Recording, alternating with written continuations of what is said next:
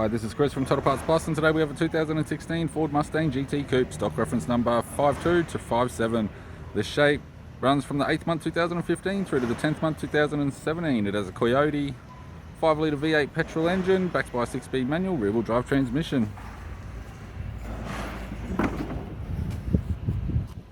Coyote Performance 5-litre V8 petrol engine.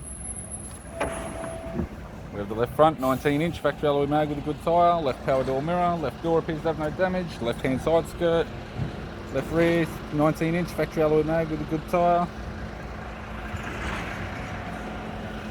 Aftermarket Borla Cat Back exhaust system. Right rear 19-inch factory alloy mag with a good tyre. Right door has 2 small dents down the bottom. Right power door mirror, right hand side skirt, and a right front 19-inch factory alloy mag with a good tyre.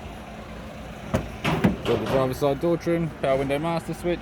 This vehicle is fitted with black leather interior, manual type console, 6-speed manual gear shifter, heater control, sat nav display screen, interior mirror, courtesy lamp, left hand sun visor, right hand sun visor, instrument cluster, and a tidy leather 3-spoke steering wheel with cruise, audio and phone buttons.